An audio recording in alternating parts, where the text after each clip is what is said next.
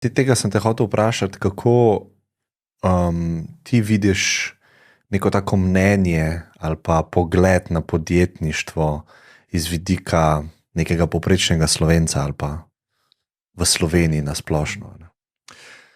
Ja, jaz mislim, da smo priča kar nekem nihanju. Ne. V preteklosti je bilo tako, da če si bil podjeten, še včasih bivše Jugoslavije, to pomeni, da si nekje delal, pa si pa še malo šverco, ne vem, kavbojke uvažal iz Italije, karkoli. Ne.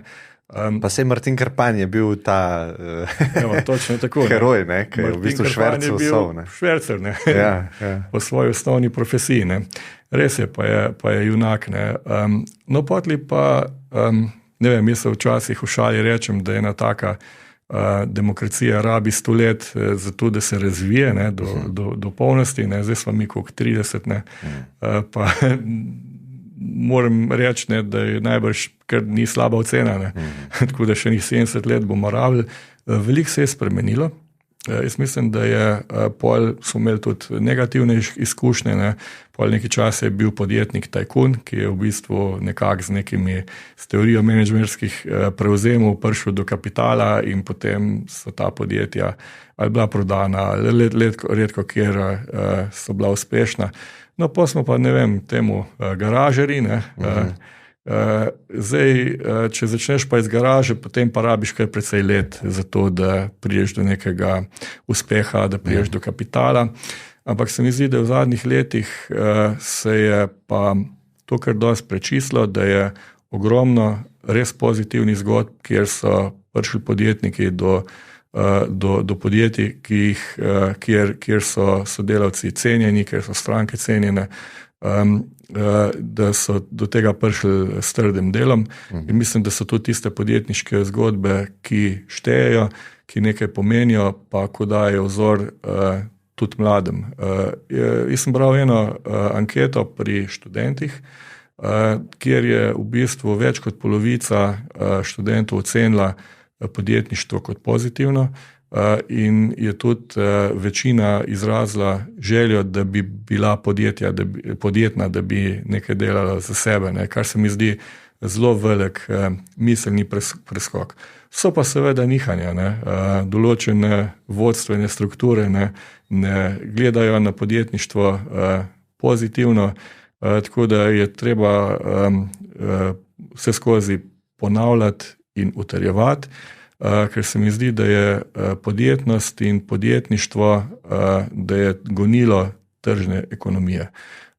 Podjetja ustvarjajo dodano vrednost, podjetja izvažajo izdelke in s tem v bistvu je nekako, to je osnova za to, da je država ekonomsko vzdržna. Rekel si, da ko začneš s podjetjem, da ponavadi, če hočeš neko uspešno zgodbo narediti, da traja veliko leta. Ne? Kdaj si ti pri sebi rekel, jaz sem zdaj uspešen? A si se sploh kdaj vprašal, pa kaj ti to pomeni, ta beseda?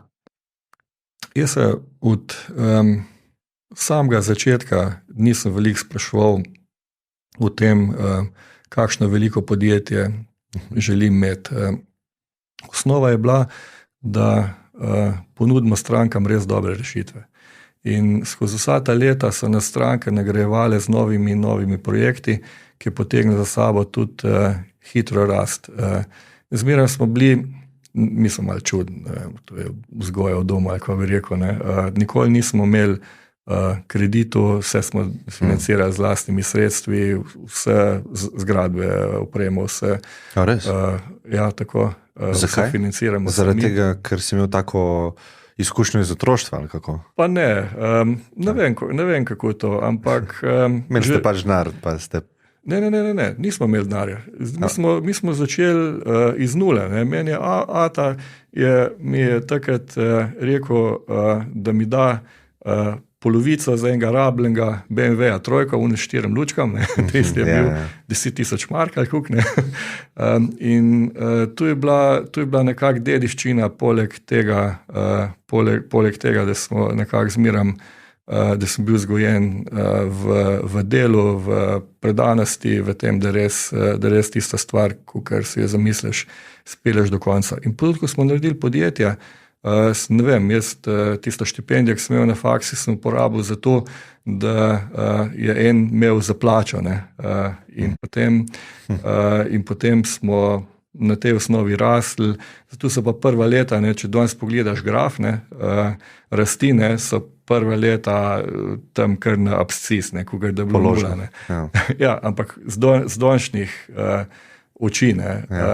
Je pa vprašanje, če je to pravilen način. Mogoče, če bi takrat bili bolj agresivni, da bi recimo več programerjev že od začetka dobili, da bi mogoče ta graf premaknili za par let v levo, ampak tu nikoli ne veš. Za mene je to zmeraj pomenilo nek tak miren spanec, da podjetje v bistvu tudi ne more, ne vem kako, zanihati, pa da ga ne more vsak val odpluskniti.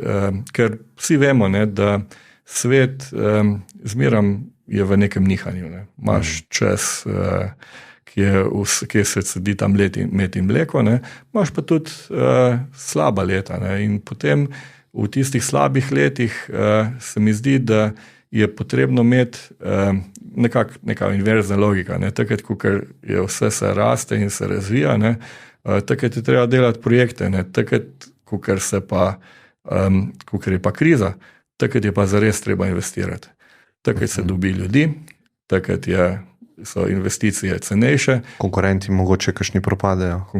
Konkurenca propade, v času COVID-a smo to dobro videli, tako da se da dobiti tudi mogoče kakšne zaposlene iz konkurenčnih podjetij, pa zmeraj bo konec.